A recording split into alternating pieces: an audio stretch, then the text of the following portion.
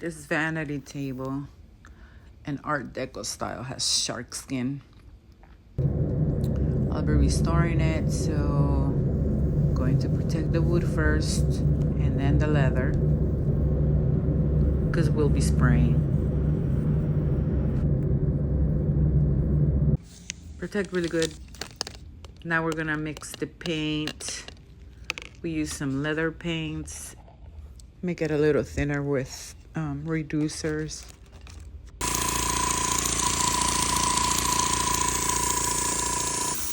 Of course, sometimes it's clogged.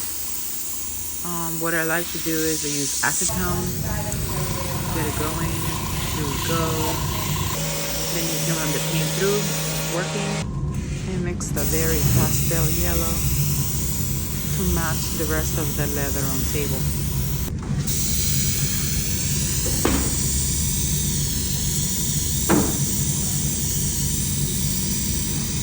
Couple coats.